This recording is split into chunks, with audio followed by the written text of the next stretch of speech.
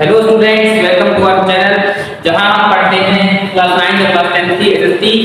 पिछले चैप्टर में हमने बात की थी डेवलपमेंट के पार्ट 1 में हमने बात की थी कि डेवलपमेंट क्या होता है और डेवलपमेंट को हम कैसे कैसे चेक कर सकते हैं। आज हम चैप्टर को आगे बढ़ाने वाले हैं with the topic national development. कि नेशनल डेवलपमेंट होता क्या है, समझिए। नेशनल डेवलपमेंट मतलब होता है कि देश के साथ साथ देश में रह रहे लोगों की डेवलपमेंट या देश में रह रहे लोगों की जीवन में अगर किसी तरह का इंप्रूवमेंट आए या उनकी लाइफ किसी तरह बेटर हो सके, जिसे हम कहते हैं वो नेशनल डेवलपमेंट। इसकी डेफिनेशन सिंपल सी है, it is the overall progress of a country and its people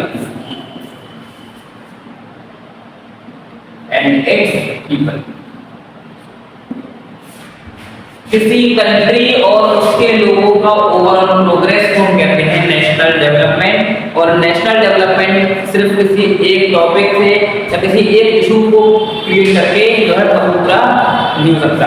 इसमें नेशनल डेवलपमेंट के जो इम्पोर्टेंट टॉपिक्स होते हैं, जो इम्पोर्टेंट फील्ड्स होती हैं,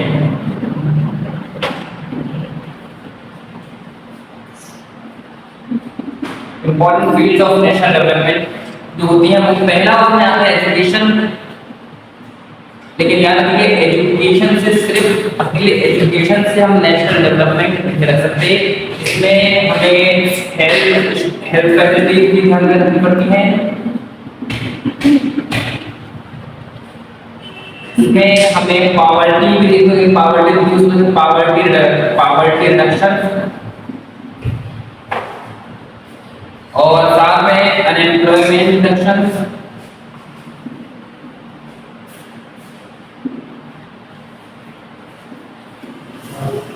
और अगर किसी तरीके से हमारा देश का डिफेंस अच्छा होता है, डिफेंस स्ट्रेंथ होता है, या उसमें और भी हम कई सारे टॉपिक्स लगा सकते हैं एनसीसी वगैरह के। तो इन सभी टॉपिक्स को कंबाइनली हम बोलते हैं नेशनल डेवलपमेंट। अगर किसी कंट्री में एजुकेशन के अलावा बाकी टॉपिक्स पे काम होता है और उनमें वाकई में बढ़ोतरी होती है, वृद्धि होती है, तो इसका असर देश के साथ साथ देश के लोगों पर भी होता है। तो वहीं से जो है नेशनल डेवलपमेंट शुरू होता है। तो अगला जो हमारा टॉपिक है, आई होप आपको इसमें समझ होगा। अब हमारा जो अगला टॉपिक है वो हम पढ़ते हैं। आप वीडियो पॉज करके इसको नोट कर सकते हैं, हम इसको रिप्लेस कर रहे हैं।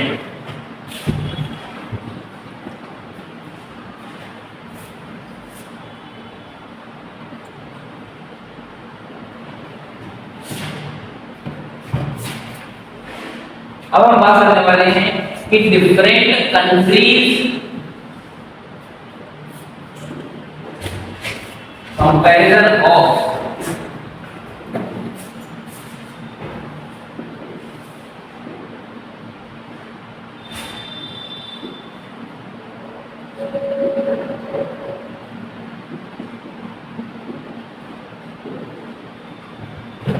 एक बात और आप ध्यान रखिएगा कि जो नेशनल डेवलपमेंट के जो गोल्स होते हैं कभी भी जो है सेम नहीं करते हैं, क्योंकि हर पीपल के हिसाब से, हर सिटीजन के हिसाब से कंट्री की डेवलपमेंट नीड डिफरेंट होती है।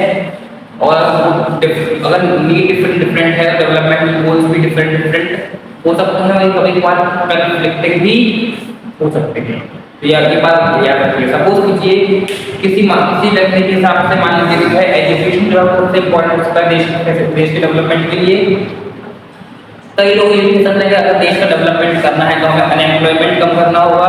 कई लोग ऐसा कहते हैं कि अगर हम देश में गरीबी को कम कर सकें, तो पॉवर्टी को रिड्यूस कर सकें, तो देश का डेवलपमेंट हो सकता है। तो मतलब देश के डेवलपमेंट गोल्स हैं और नेशनल डेवलपमेंट, तो डेवलपमेंट गोल हम कुछ डिफरेंट होते हैं और sometimes it may be conflicting also. जो अब हमारा टॉपिक है वो है कंपैरिजन ऑफ डिफरेंट कंट्रीज के, कि किसी डिफरेंट कंट्रीज को, स्टेट्स को हम किस तरीके से चेक करते हैं, कौन सी कंट्री कितनी डेवलप्ड है, कितनी अनडेवलप्ड।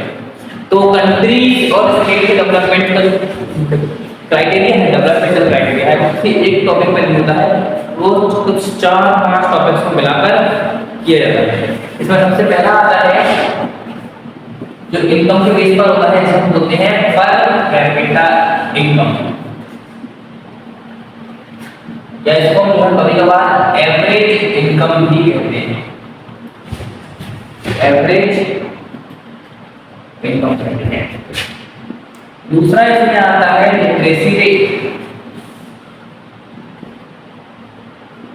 तीसरा इसमें आता है नेट अटेंडेंस रेशियो, चौथा इसमें आता है इन्फेंट मॉर्टेलिटी रेट।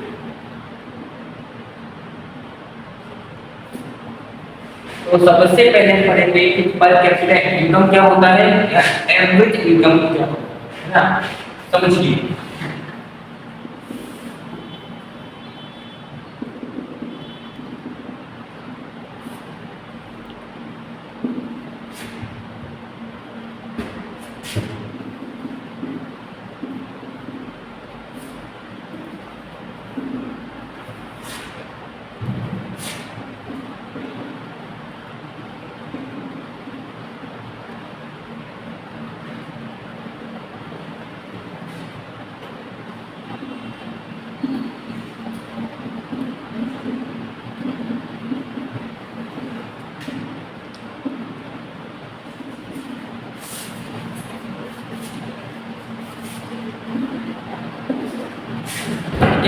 क्या होती है, it is a ratio of total income of a country to the total population of a country. मतलब किसी देश की कितनी इनकम है, पर कैपिटा इनकम पीसीआई कितनी है, टोटल इनकम कितनी है देश में, और देश में कितने लोग रह रहे हैं।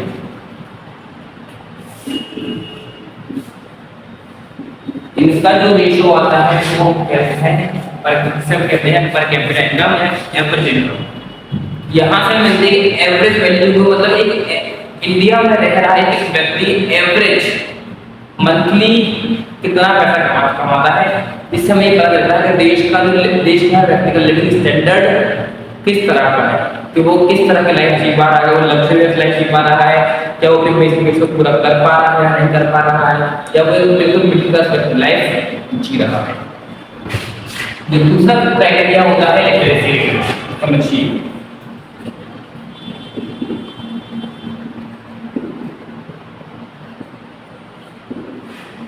क्या होता है लिटरेसी रेट?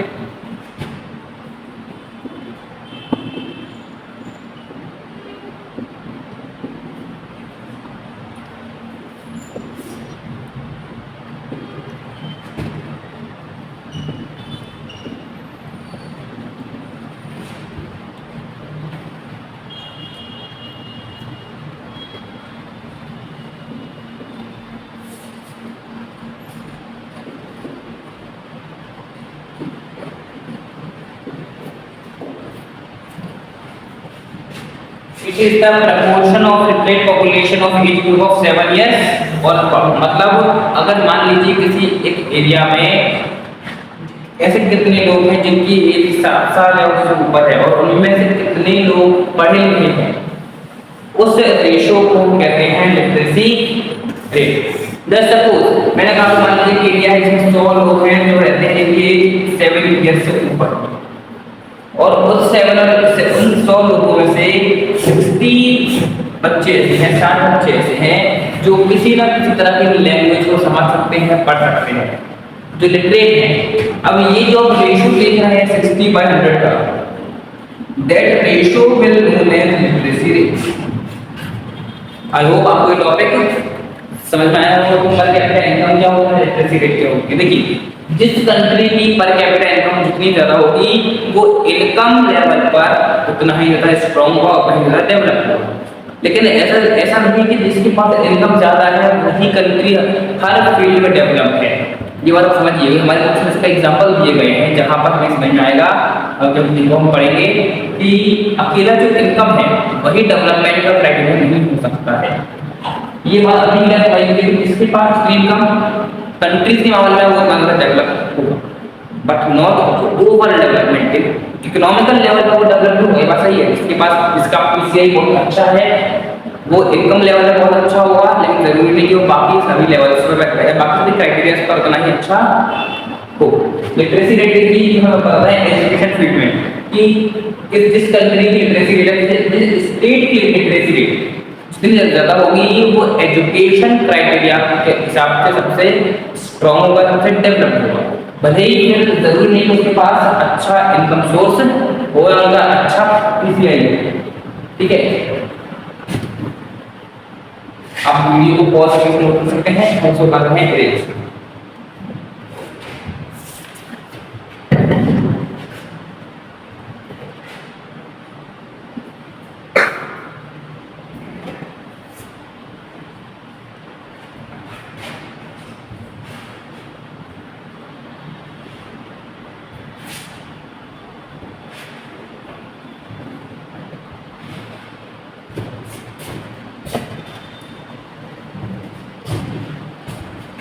हम बात करने वाले हैं अपने अगले टॉपिक की, इसका नाम है इन्फेंट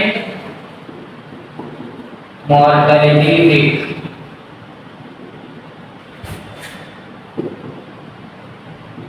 क्या इसको हम शॉर्ट में बोलते हैं IMR, क्या बोलते हैं इसको हम शॉर्ट में IMR बोलते हैं। अब होता क्या है देखिए IMR,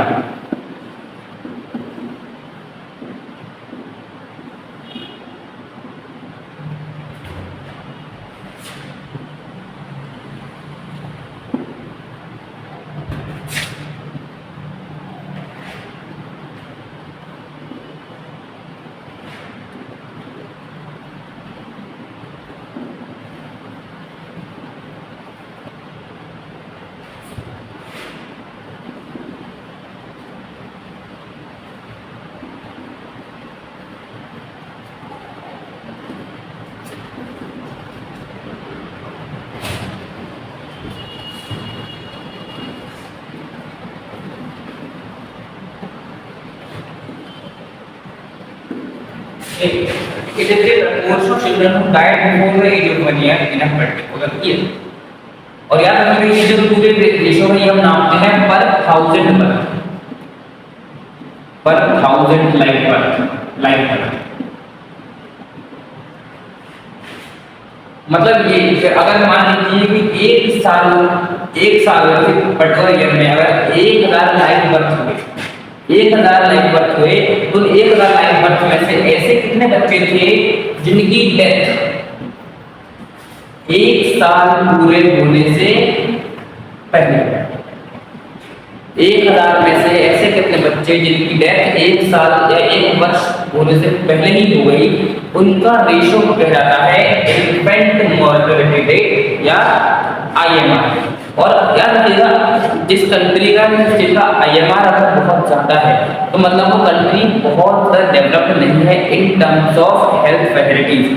अगर बच्चों का IMR किसी स्टेट का IMR बहुत ज्यादा है, मतलब बच्चों की डेथ बहुत ज्यादा लेवल पर हो रही है, इसका मतलब उस कंट्री में बच्चों के लिए प्रॉपर हेल्थ फैसिलिटीज या तो है नहीं, या वो इतनी एक्सपेंसिव है कि मिडिल क्लास व्यक्ति और पुअर पर्सन उसको शायद अफोर्ड ना कर पा रहा हो। तो फॉर नेशनल डेवलपमेंट हमें ये भी देखना होगा कि कंट्री का IMR कम से कम रहे, मतलब बच्चों को प्रॉपर हेल्थ सुविधा मिलती रहे। इसके बाद आता है नेट अटेंडेंस रेशियो का topic.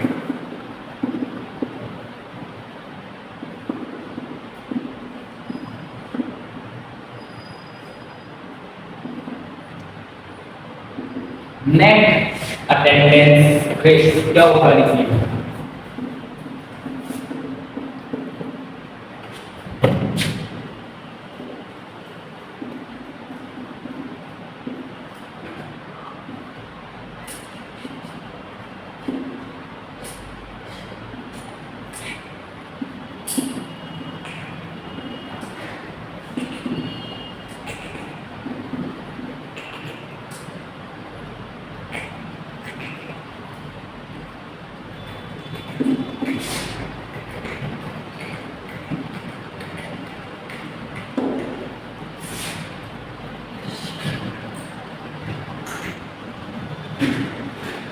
The proportion of children of age of 14 and 15 years attending school, मतलब किसी पर्टिकुलर एरिया में किसी भी पर्टिकुलर एरिया में ऐसे कितने बच्चे हैं जो जिनकी एज 43 ईयर्स की है टोटल, और टोटल 43 ईयर्स के एज ग्रुप में ऐसे कितने बच्चे हैं जो स्कूल जाते हैं, मतलब स्कूल जाते हैं तो सीखते हैं, अपने आप को एजुकेट करते हैं, इम्प्लीमेंट करते हैं, ऐसे कितने बच्चे हैं। और उसका जो रेशियो होता है वो क्या होता है, अटेंडेंस रेशियो। मतलब सपोज कि 100% हमारे पास एरिया में इनकी एज 43 ईयर्स की है और उनमें से कितने बच्चे, मैंने कहा मान लीजिए 40 स्टूडेंट्स ऐसे जो स्कूल जाते हैं, तो ये जो 40/100 का जो रेशियो बन रहा है ये होता है नेट अटेंडेंस रेशियो। और 40/100 का जो आप रेशियो देख रहे हैं, अगर रेशियो कितना कम है तो इसका मतलब ये है कंट्री की नेट अटेंडेंस रेशियो बहुत खराब है, कंट्री का एजुकेशन लेवल बहुत खराब है, या देश में एजुकेशन अवेयरनेस की बहुत ज़्यादा कमी है। तो फॉर ओवरऑल डेवलपमेंट हमें देखना होता है कि पर कैपिटा इनकम भी हाई रहे, लेकिन साथ साथ हमारा लिटरेसी रेट भी हाई रहे, हमारा नेट रेशियो भी हाई रहे और हमारा आईएमआर कम से कम रहे। हेल्थ फैसिलिटी अच्छी होंगी तो आईएमआर अपना कम होगा, साथ में अगर एजुकेशन लेवल अच्छा होगा, एजुकेशन स्टैंडर्ड अच्छा होगा और एजुकेशन को लेकर अगर कंट्री में अवेयरनेस फैलाई जाएगी, ये लोगों को बताया जाएगा कि क्यों एजुकेशन जरूरी है, तो ये सारी एलिमेंट को समझना पड़ेगा, लिटरेसी रेट बढ़ेगी और देश का डेवलपमेंट भी होगा और साथ साथ देश की प्रैक्टिकल लिविंग स्टैंडर्ड भी बढ़ेगा। आई होप आपको ये बात समझ में आई हो। नोट कर सकते हैं आप वीडियो को पॉज करके।